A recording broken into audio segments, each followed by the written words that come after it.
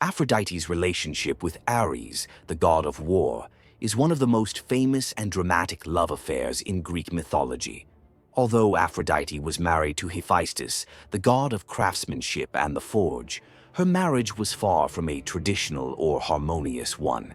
Aphrodite, the goddess of love, beauty, and desire, was irresistibly drawn to Ares, the god of war. Their passionate affair contrasted starkly with Aphrodite's marriage to Hephaestus, who was physically unattractive but skilled and intelligent. Ares, on the other hand, was known for his physical prowess, aggression, and virility. The two began a secret relationship, sneaking away to make love in private, often using the bed of Hephaestus himself. Despite the stark differences between love and war, the union of Aphrodite and Ares symbolized an intense and primal attraction between opposites: love and violence, beauty and destruction. Hephaestus, who was widely regarded as a master craftsman, began to suspect his wife's infidelity. He knew he could not confront Ares head-on. Ares was impulsive and dangerous, driven by primal passions. To confirm his suspicions, he devised an ingenious plan. In the glow of his forge, Hephaestus worked. With each stroke of his hammer, he shaped a web of chains so fine that they were nearly invisible, yet stronger than any material known to gods or men. Each link shimmered in the firelight, delicate and deadly. Once completed, he tested the trap's strength. Nothing could break it, not even the strength of mighty Ares.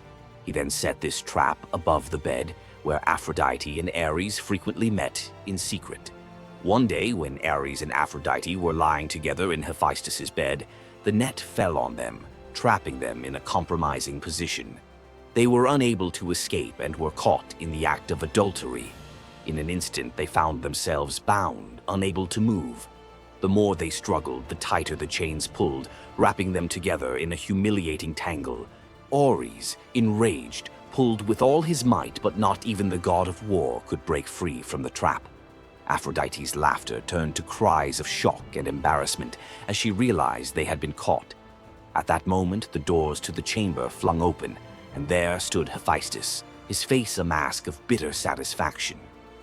"You thought you could deceive me," he said, his voice steady but filled with a deep hurt. "But I have made sure the whole of Olympus will know of your betrayal." The gods responded to Hephaestus' call with mixed emotions. Some, like Poseidon, felt pity for the couple and sought to resolve the situation. Others, such as Apollo and Hermes, were amused by the spectacle. Hermes, in particular, joked that he wouldn't mind being in Ares' position, even if he were caught in the same trap. The goddesses, however, notably refrained from attending the spectacle, perhaps out of solidarity with Aphrodite, or because they considered it beneath them to witness such an embarrassing situation. Humiliated and enraged, Hephaestus demanded retribution. "Return the dowry I paid for this marriage, Zeus," he demanded, his voice ringing with anger. "I have been wronged, and I will not tolerate this dishonor." However, Zeus refused, as he disliked getting involved in personal squabbles of this nature. "You'll get no dowry from me," he said, his voice stern but dispassionate. "This is between you and them." In the end, it was Poseidon, god of the sea, who intervened. "Hephaestus," Poseidon began, his deep voice calm and conciliatory, "release them. I will see to it that Ares pays you a fine for the offense." While Hephaestus reluctantly agreed, it's unclear if the fine was ever actually paid. Despite the public humiliation, Aphrodite and Ares continued their affair. The incident didn't seem to have a long-lasting effect on Aphrodite's infidelity, as she was known for having many lovers, both mortal and divine, including figures like Adonis and Anchises. Aphrodite and Ares also had several children together: Eros, Cupid, the god of love and desire; Harmonia, the goddess of harmony, later associated with peace and marital concord; Phobos and Deimos, personifications of fear and terror, who often accompanied Ares in battle; Anteros, the god of requited love. Although Hephaestus publicly humiliated Aphrodite and Ares, the marriage did not dissolve in most versions of the myth. In fact, the relationship between Hephaestus and Aphrodite remained a tense and unequal partnership. Hephaestus was known for being gentle and skilled. But Aphrodite's passion and independence often led her astray. Some myths suggest that Hephaestus never truly loved Aphrodite, as their marriage was arranged by Zeus as a reward for Hephaestus' help in an earlier conflict with Hera. In other versions, Hephaestus deeply loved Aphrodite but struggled with the knowledge that she could never be faithful to him, which made the betrayal even more painful.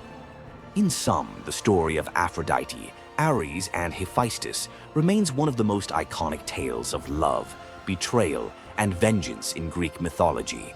What do you think? Was the situation dealt with properly or not? Let me know in the comments. Please don't forget to hit the like and subscribe. If you are interested in learning more about the god of craftsmanship, Hephaestus, or his rival in love, Ares, the god of war, here are some videos for you. Thank you for stopping by and have an awesome day.